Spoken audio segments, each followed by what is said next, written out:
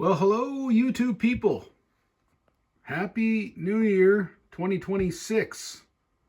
Welcome to the future and welcome to the past. Haha. So I just wanted to share with you a new acquisition that I'm kind of excited about, pretty happy about.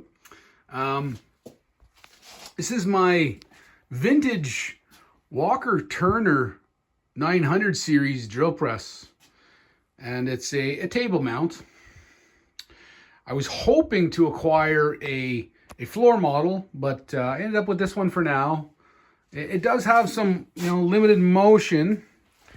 The table, I can't get it to go down anymore. So, for woodworking and for probably most drilling, it should be fine. But there might be the odd time where I've got a big piece of equipment like a cylinder head or something like that, where I'm going to have some clearance issues here with the drill bit and whatever I'm trying to drill. So yeah, I'm not overly happy about the clearance that I've got on this. I'm kind of realizing now that it might be limited a bit, but anyhow, for now, this is pretty cool until I can find a floor model maybe. So in my shop here, I work on a lot of vintage equipment. I've, been into vintage chainsaws for a few years. I've got some vintage lanterns here hanging from the ceiling, waiting to drop on my head someday. So, I'm always drawn to vintage stuff. I was looking for a drill press for my shop, was looking around online. Here in Canada, Canadian Tire and Princess Auto were the two kind of main suppliers for, equipment like this. But I wasn't really happy with the quality of the stuff that I could afford, so I went to Marketplace and started looking around for used equipment. And being the guy that I am, and I really like old stuff, this thing really caught my eye. And as I was looking into it a bit more and reading the description, I realized that the gentleman that was selling this was also a hobbyist of vintage equipment, and clearly he knew his way around a drill press, and he was able to take this thing from a barn, rusty and dirty, and clean it up and bring it back to operating condition.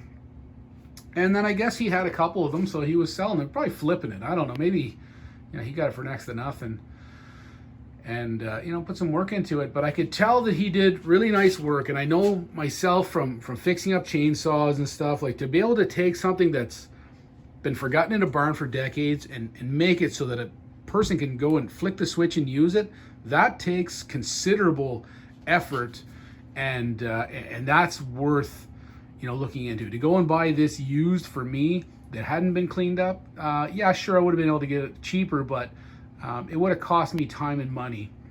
So I definitely have an appreciation for somebody that could put this kind of work into it. I guess to go into this a little bit before I get too off track, like I always do, and make this into a 30-minute video about nothing, just me blabbering on, we'll go to kind of the specifics of what I know about this drill press. Now, if you're an enthusiast of drill presses and you know a lot about this particular model, please add comments, let me know, because I'm learning about this. I've gone onto the internet, and sure enough, there's quite a bit of information on there. I'm able to find this parts diagram and get some information about about this model. So it's a Walker Turner 900 series. Was made in the USA, Plainfield, New Jersey, and this serial number indicates that it was built around the end of the 30s, late 30s, 1939 is what I don't know, the internet told me, and the internet's always right. So 39 to 1940, I guess, possibly 41, 42. And then they changed over to a different label or something like that, I guess. There's a few keys. I don't know. I'm not nerdy enough about it yet to really know the difference, but it sounded like this was a 1939, 1940 model, most likely. So that is freaking old. To me, anyway. I was born in 79, so that's quite a bit older than me. And man, I just love having something that was built that long ago, and is fully operational. So cool, so cool. This originally came with I got the original motor from the guy, and it's still in pretty good shape.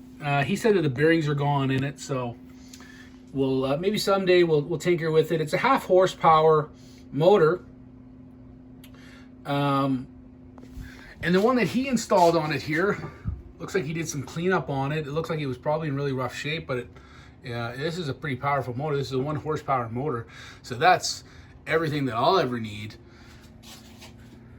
Replaced the switch on it. It's got a better switch, and he replaced the recoil housing on it here in the spring. I have the original one here as well, so if I ever do find a spring, see, I guess the tang there broke off on it. So if I ever wanted to put the original spring back on it, which I would like to do that someday, although it's probably expensive to try and find the proper spring to put on there. But if I do, I like to put the original thing back on it there, and maybe someday restore the original motor and put it on there. I've got it up on this kind of janky workbench for now until I can come up with something a little bit better. Picked up this this little 6-inch press, vise. If I want to hold something in place I picked that up from Princess Auto. It's like $50 or something like that. Some features here. It's very simple, which I like. Everything is pretty accessible. Definitely not very safe.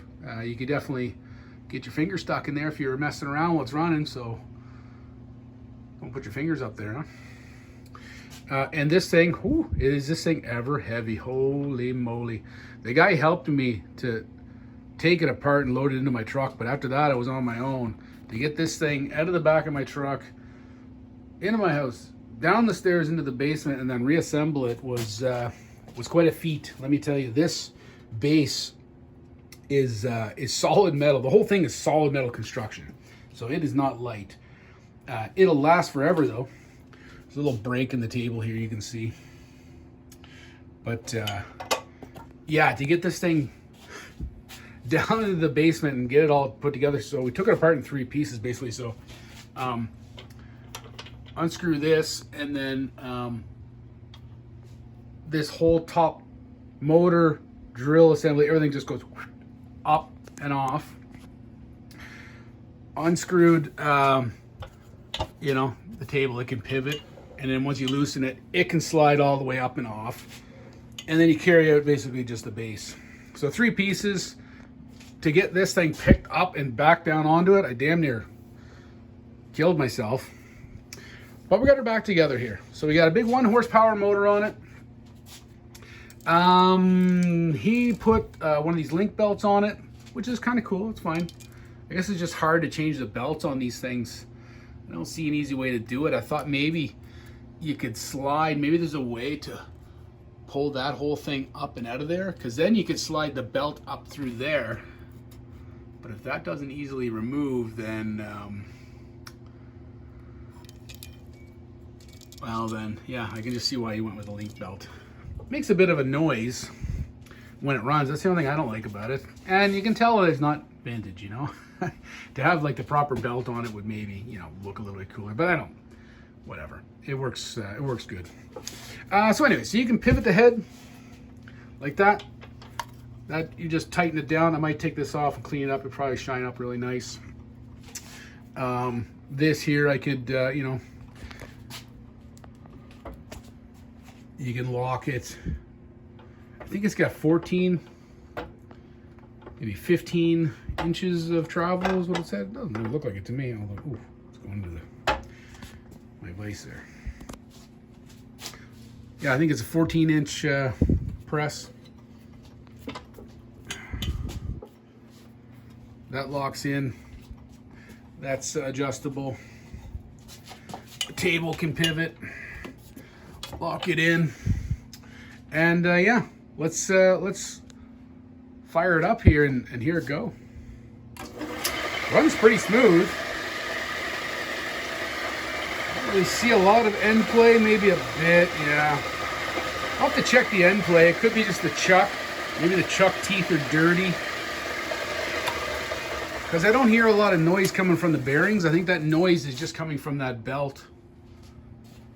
I could check the end play with a dial, which I might do, just to, you know, see if I need to really think about pulling this out and replacing the bearings in it.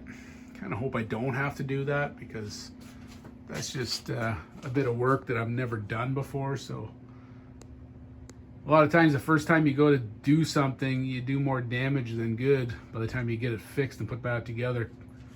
So hopefully I don't have to change the bearings on it, but if I do, well, I do. Anyhow, just thought I'd share that. My vintage drill press, Walker Turner 900.